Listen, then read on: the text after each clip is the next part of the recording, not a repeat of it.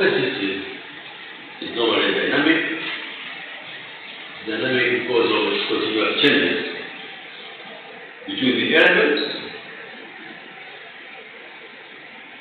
And I mentioned that the elements and individuals, the community itself, and also the environment within it.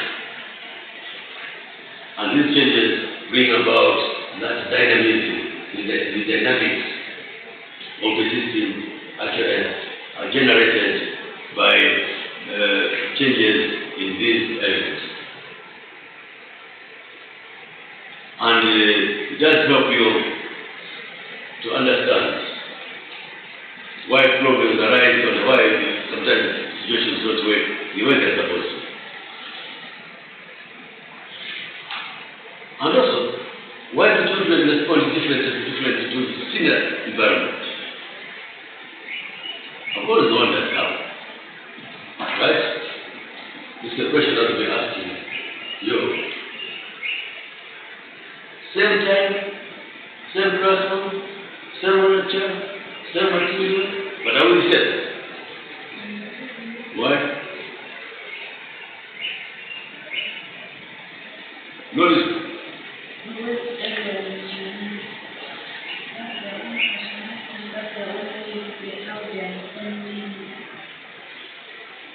For example, the same lecturer, the same teacher, the same teaching material, but other students, they understand it better than other ones. Other ones are passing as well, other ones are following.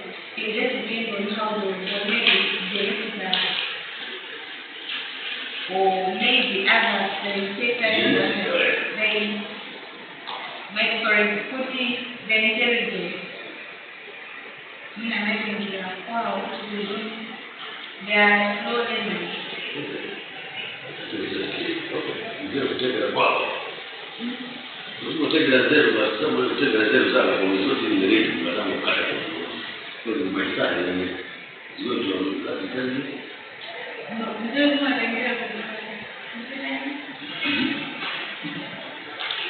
just because it's my son, then that's about Madame.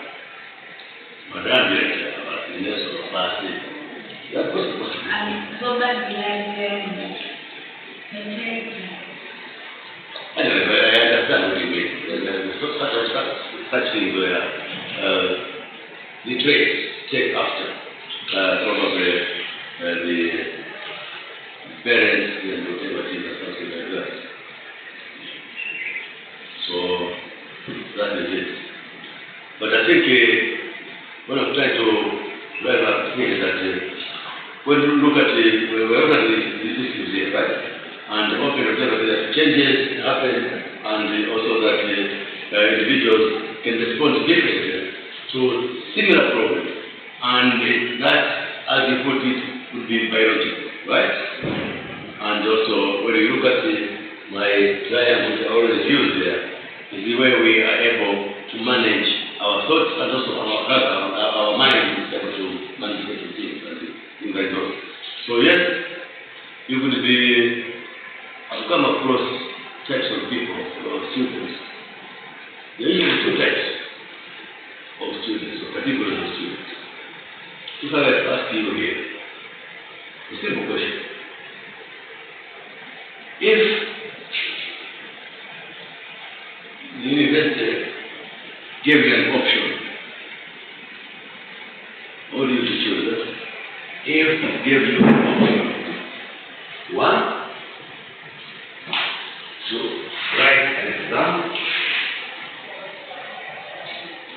or to write and to do an assignment, write an assignment as a model of assessment. As an assignment or an exam, you choose. Which one would you get? Assignment. Okay. Anybody else? Those assignments. Serious? So this is how it is. Here I will work an exam. I usually did that. That thing is time fixed. After that, all my thinking is gone. But an assignment I here you bring it after 2 weeks. Everything you want to do from jail. You want to do just like that. What's that expression? Meet 3 hours, I'm done with you and I go. What I need is prepare, do and forget. But assignment you always be think about it, always be reading, and you read wrong books, you discover you read something which is wrong, you go back looking for the right thing, and something like that. Right? So it just depends on the paper, what you think it is. And also know that in an assignment, the lecturer is tough when it comes to marking than in an exam. So you have time, right? And you know you have book reading, you are doing all sorts of things, so you can't also say this. Alright, let's move on. So one of the advantages of an open system that is stability or equilibrium, because of the self-regulation. You know, you have a lot of rules and regulations, the norms that you come up with in your system, so that gives you that type of regulation. And this regulation which reinforces what you put down as your rules, regulations, or the norms that have to actually support your work. The number 2 one, the closed one. The closed system is always in a state of balance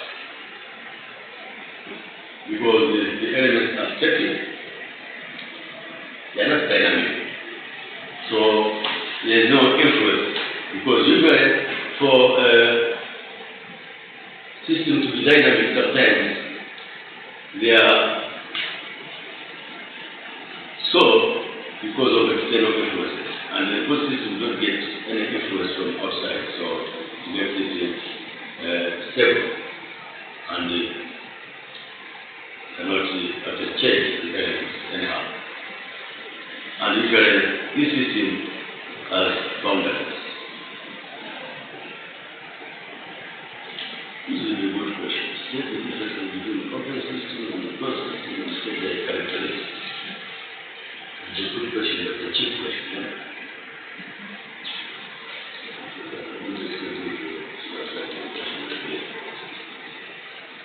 Alright.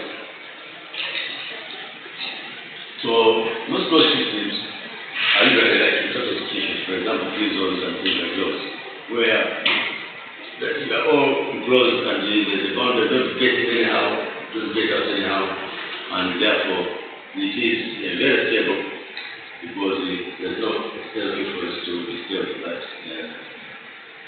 arrangement. And usually those systems are highly regulated, and there's always a code of conduct which is very, very strict. Let's look at some of these concepts. The system is an entity which is made up of interrelated and interdependent parts that constitute the whole, and that we say the system must work together in harmony for that system to achieve stability. And if there's anything to the contrary, then you have to step up, and that will be the problem. Let's look at this gentleman here, type of persons. Talks of a social system as a pattern of networks of relationships that create a coherent whole in an individual, either in a group or in an institution. So something that brings those elements together, coherent. And also provides a formal structure of roles and status. That's one thing with the system, to give you a role, better about the structure, function, and then also the functions are the roles of the task. And it also provides the component of status. And I mentioned about power relations very often. So usually this will go alongside with the status. Status is about who is where in the hierarchy of control in a particular institution. So that is about power and power relations. And these are real issues when it comes to systems. And it provides a formal structure, then you have a situation where your relationship is functional. So all your relationship will be functional. What does that mean? Where a relationship is functional. Anybody who can give us some small explanation on this? We'll talk about the relationship in the context of the structure, in function, is that they're all related based on the functions that you perform in that particular arrangement, in that particular structure. That's why a relationship is. So either you are a leader or a subordinate or whatever it is, something like that.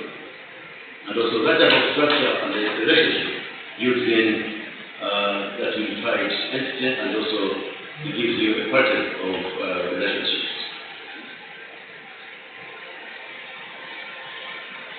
Let's look at some of the areas within the system of these components. Primary groups, a small group of members who interact very intellectually because it's small. It could be just a family, as you put down there. It could be a primary group.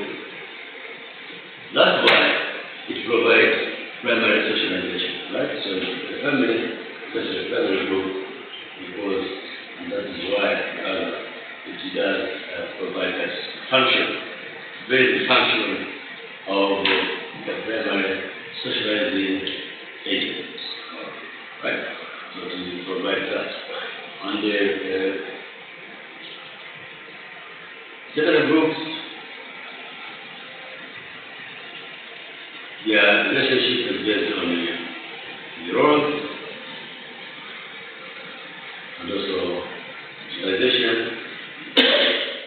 and the issues of education. And in the secondary groups, in most cases, they are not as intimately connected because these different people from different setups coming together, and therefore even their type of interaction is prescribed by specific rules and regulations on how they can relate to each other, and that is how it is.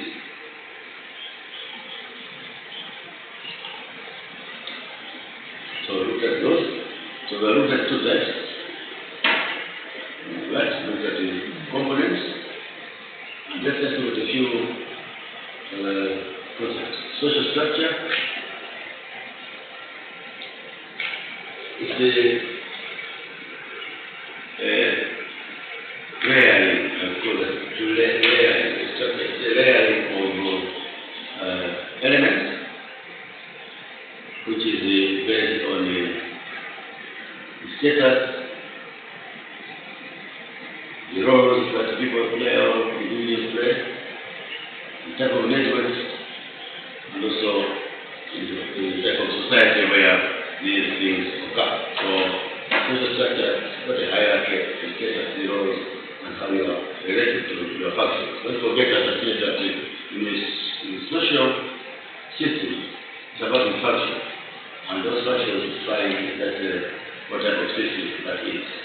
And also, from there, you can tell the type of component within that system. It's a primary or secondary type of component within. And the social structure is necessary because one, brings in order, and also stability, gives you the hierarchy. The hierarchy is about how things should be done, and who does that. And the important issue, it provides for social control, for issues of norms and all sorts of things come out of that. System, as I said, as a concept, is just the dependent and interactive parts that form the complex of parts. Elements that create a complete whole. Homeostasis is one of the terminology that we use when we look at the systems theory, and is where the system develops resilience, right? When it is being influenced by external disruptions, for example. And and this helps the system to maintain its major characteristics. So what does this mean? In the simpler terms, what will this be?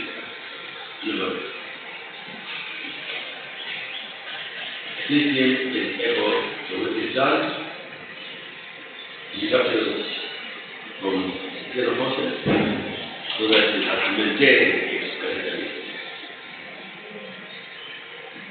There is a defensive mechanism. Do you call that a defensive mechanism? It's a protection mechanism. So, homeostasis sometimes is like what you call a boundary, right? Where you galvanize yourself from outside your process so that you don't change your system as it were. And when we talk about homeostasis, we also talk about the issue of adaptation. You have to adapt to certain arrangements, and this is where the system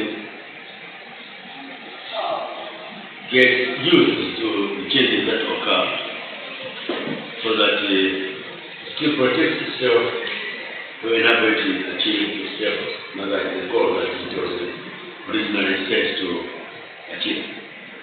And the other thing we use so much in the system theory is what we call the reciprocal transactions. Reciprocity is about exchange, right? So here, we call it cyclical, was in an interaction with the system. Both ways, right? You do, I do, whatever it is, something like that. And this also can also be used when we are looking at issues of what we call the exchange theory. This one also comes in. Was an exchange theory, it's a transaction, right? I do, you do. I don't do, you don't do. You benefit, I benefit, I don't benefit, you don't benefit. Things like those. And the feedback loop is where the system brings in or views what we call self-control based on how it observes its own state. So feedback loop actually just is within the system, right? And the system tries to have those to be able to keep the already available states of affairs. And one of those things is what I call the village food. Who's the village food? Have you ever heard about the village food? No? The village champion? No. The village food. Actually, food. That is word food. What's the connotation of food? What does it mean? What does it mean? Something somebody uses necessary and important and wanted or something like that. But when you look at issues of what you call feedback loop, the system wants to keep itself moving based on its own arrangement, structure, norms, or all sorts of things. But there are certain things within that can bring about issues of conflict. But because they don't want to have that conflict, the system will always keep quiet and just sit down on those problems which are there, right? Yes. For example, you are in a community, and the community knows that this our community will have a problem, right? And this problem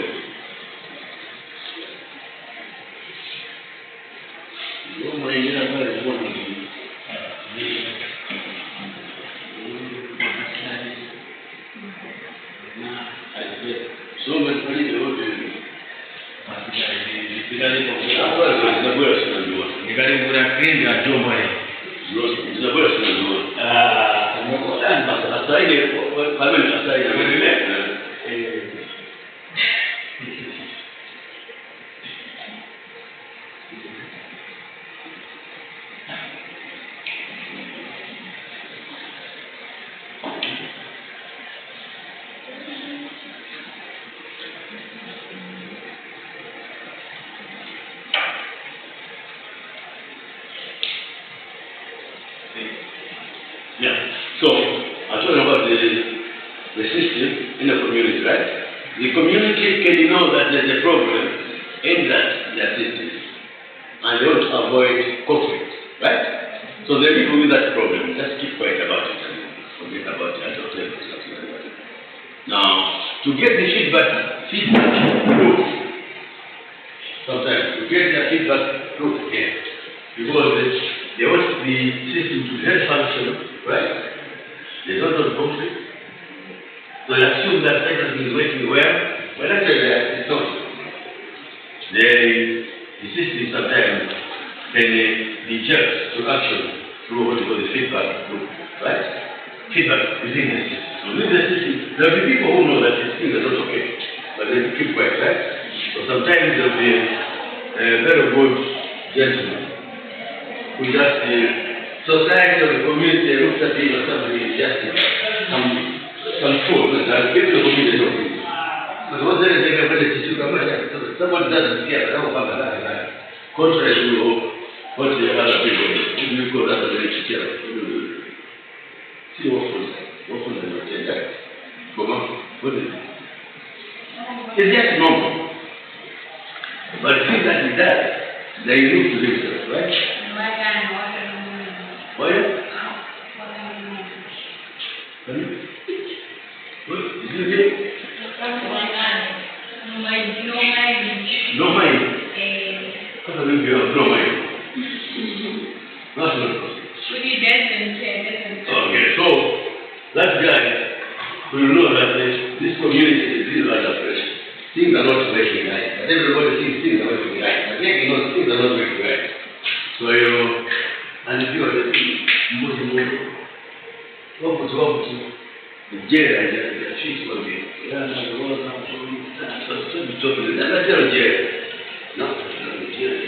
so the thing with jail is also the village. But the village guy wants the community to have that feedback. Right? To come out, he tries to use the behavior as usual. And to see what the time as well, whether they're drunk or not, pass by the same jail and shout. And then before people sleep, there's no community. We'll be working from location to location within the village community. Yeah.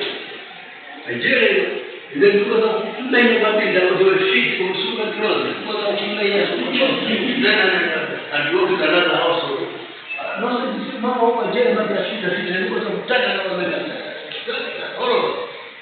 That way, in the morning, people will talk to me.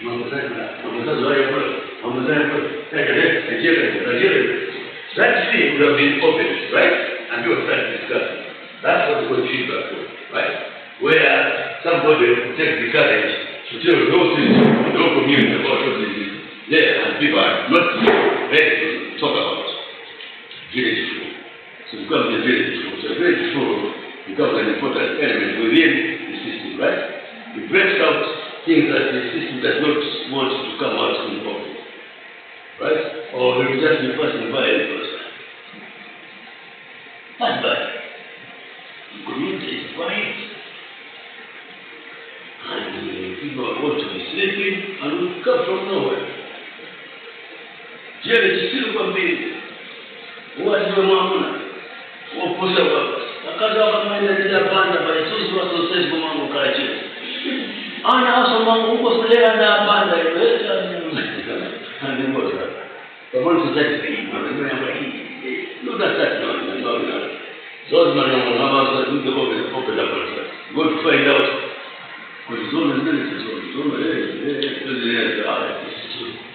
That the husband is what he is, but they are not their band. No. So that is the feedback loop that you can get. But of course, it's something that they are too extreme. So isophonism is about the behavior, the structure, and also how those things are able to sustain that type of structure. We have talked about the boundary and its roles. And also here, what is the throughput? Anybody? What is the throughput?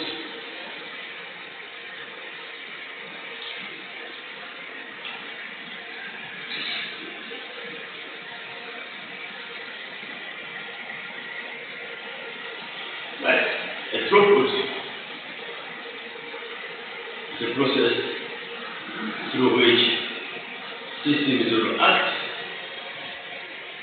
or react, and how they control certain actions, right?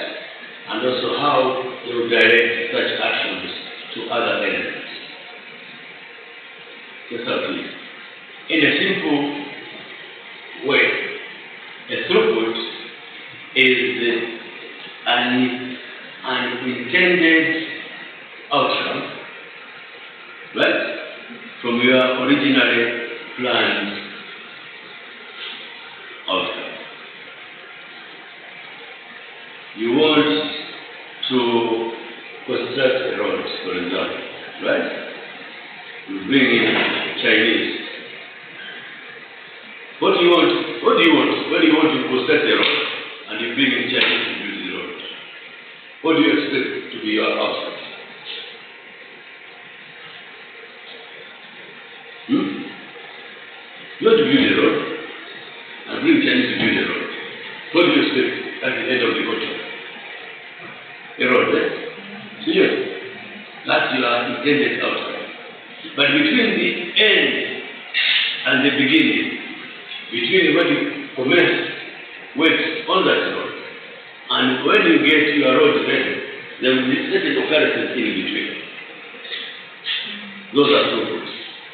Things that you don't intend to have, but they come as a result of what you are doing. Now, when this happens, what do? You redirect them to certain other elements. Simple example, we wanted to build the dream stadium, which we did. We got it. What was our outcome? Yes. Do you think there's nothing in between the stadium and the when you start? A lot of them. You go in the city, you find a lot of Chinese children. That's the truth. There's a result which you never expected to come. But in any project or whatever that you do, you expect those things around. Yes. So the throughput is an outcome, an unintended outcome, which comes out as a result of work and production. So this is how it is. That's why you say before any project is carried out, you do an environmental assessment, right? To look at all these things. Okay, we shall do the road. Is there anything that is likely to happen which is not part of the road? And if it happens, what are we going to do? For example, right? Are we going to destroy the environment? Are we going to cut down the trees and all sorts of things? How are we going to mitigate this? What is going to be the actual impact of what we are going to do? So that's what I'm going to say. We need to say, okay, we're not going to look at all these things around. We shall have these things, we are going to have these things. Okay. Let's assume we have too many Chinese children, and the Chinese have gone back. It means you have single parents available to children. And not only that, they are a minority. So there are all these problems that are how do you do? Of course, we must be completed. And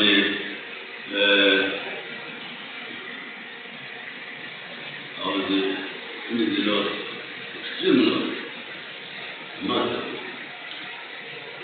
And there's a project for the first time in our district, water project. We try to build a dam across the Songo River. The Songo River is between Malawi and Tanzania, right? So Tanzania has agreed to build a dam for the trees and other things, and now irrigation and all sorts of things. So the government is working with that. Of course, we just brought in a few good things around or whatever, something like that. And one thing I discovered was that there's so much, fear, excitement, or worry that most people who are there driving this caterpillars and China and so forth, all those people are working there. They are from maybe south or the central region, right? So we are on the extreme edge of Malawi, and scale is not a number. That's what we do. Muka, yes, but these are the languages now. So there's that communication problem. You that you can create confusion in the system. right? We're talking about, right? So new entrance. The issue of boundary is not there. Because it's almost it's not there. So if you are coming to the system, brought different cultures, different language, different social things. There are a lot of confusion. Now, marriages are breaking up because these guys have money and social things and too many national things around. That's what happened. This is what the government is. Nobody went there to check about what would happen once this project comes around. So that is it. And unfortunately, with the part where I come from, it's a complicated culture. Right? You know, like Malawi, whatever it is here. And this is our Malawi, whatever it is, the wrong way. And very bad for that. And I hate it. But still there. Right? Now, we are here. This is where we are. This is Tanzania and this is Zambia. And this is Malawi. So we are just in this triangle. Right? So when you are here, you have 13 languages that you must know. 13. But sub-languages. So you have about 26. Right? Now, that type of arrangement, the systems in that area become confused by a lot of external influences, right? Yeah. So a lot of influences from Tanzania, a lot of influences from Zambia, and now what happens is that where you are here, right? This is Tanzania, then you have this is the Sahara, this is the Zambia, Tanzania railroad, and because all this is here, this is the Naponde, and this is Tundu. So this is going to be so kind of what about communities that? Very complicated, right? So this is just come here. Right? I'm going to talk about Tunduma to Naponde, it's just like 15 and 47, very different, just a lot in between, so this side is Tanzania, that side is Zambia, according to Tundu. So that type of systems is that are always victims of external influences. So don't know who is what will tell us something like that. So when we talk about systems and how systems maintain themselves, also think about the influences which come from outside and the issues of what we call the throughputs, right? Which becomes quite important. It will be very quick to finish this one.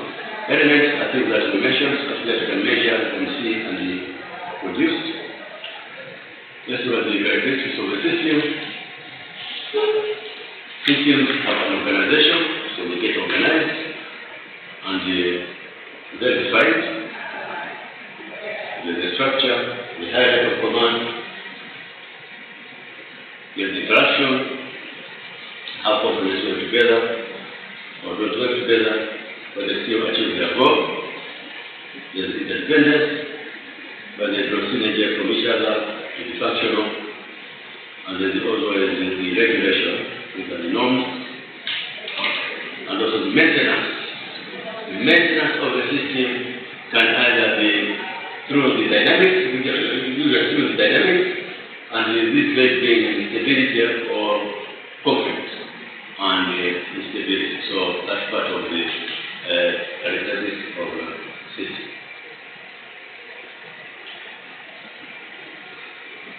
What is an effective system? Effective system should be able to meet individual needs. It should be able to provide rewards. There must be rewards or punishments. Right? Reward and punishment. What theory of these needs to be?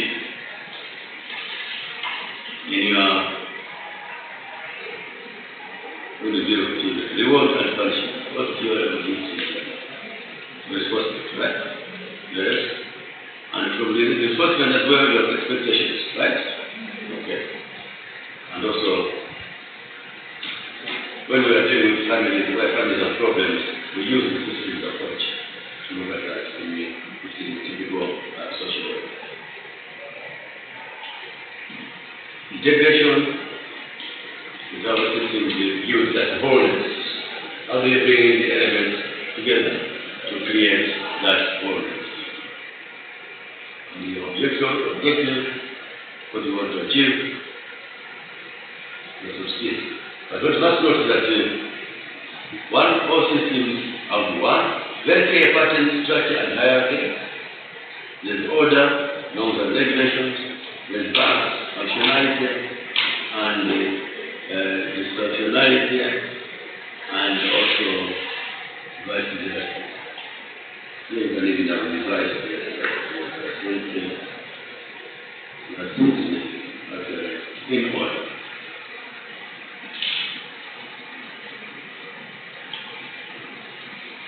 Right? What are the benefits when you use the systems approach?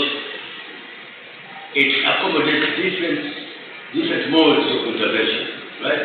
That's why systems approach is able to accommodate a lot of theories. I think I've demonstrated there. So many theories that fit into us. All you are learning theories actually fit into us. And it also gives you benefits from different approaches. Now you can use the systems approach for different approaches, and it's flexible and also very good to give you alternatives. So if one theory cannot work, another one will. And I like the question I asked was well, it was very interesting, and it applies to me. There's a question I asked, question number 1. And there's a pattern I asked. 1, 3, 4, 6. 1, 3, 4, 6. That's how we asked another question. So it'll be 1, 3, 4, 6. 1, 3, 4, 6. Right? 1, 3, 4, 6. 2, 5. Right? We're not answering this. It's still required. Alright, then move on. We have attributes that the get conducive environment is empowered, brings growth and sustain. It helps to analyze the variety of change, easy to target. You can identify that. It can help to examine other elements.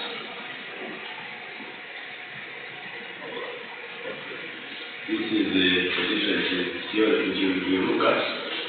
Not now, not for you. We're going to look at what we call the parity development theory. So thank you for today. Let's now deal with the needed.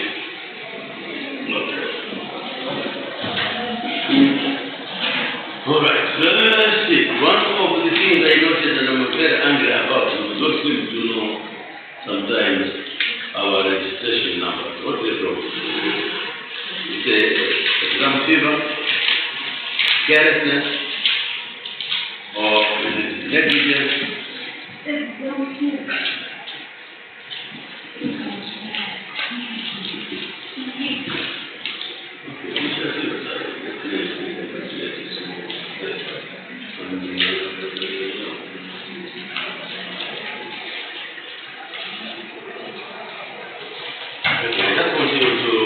If I follow, you come and get what you give us based on your registration. Right? Who is the batch 0819?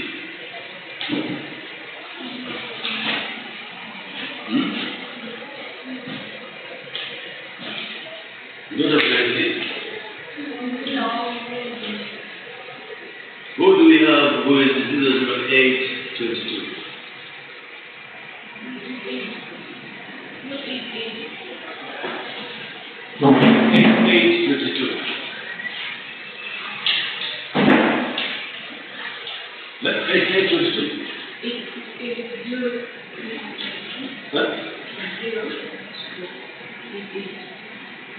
What is it? The problem is this something not working right. And 01021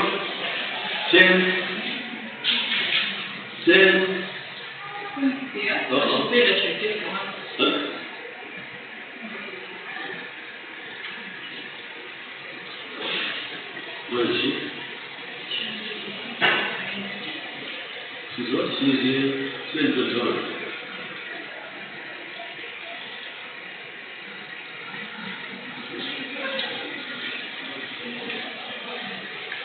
And who is the stated to the free?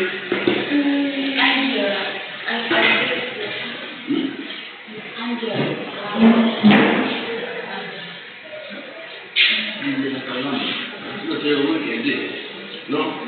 Yeah? Not generic, but she has gone to teaching And 03, that.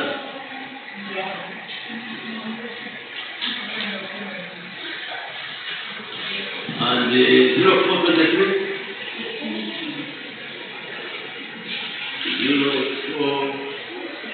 0423. What is it?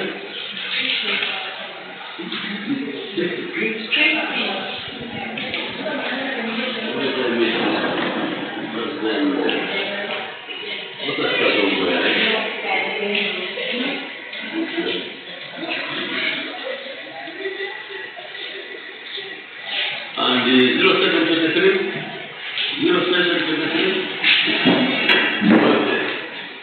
What's the book? Huh? Is this there? What is it? Oh, the mathematics, not the other way around. 0723.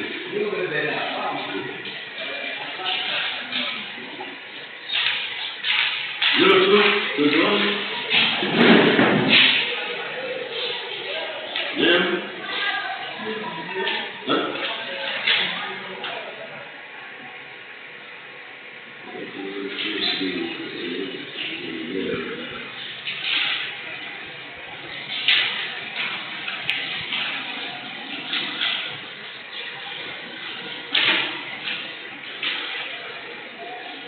There's a 223.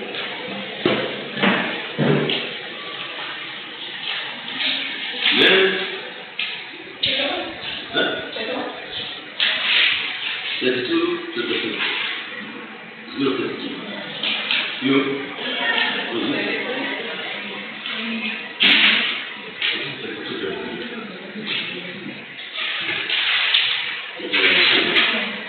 Or 32. So this is 33, 23. Yes.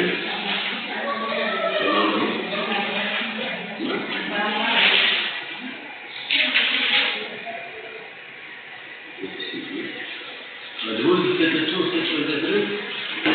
You got the 32, 23? Everybody got his paper, is it? Yes. All of you got your paper, right? Yes. What's on that?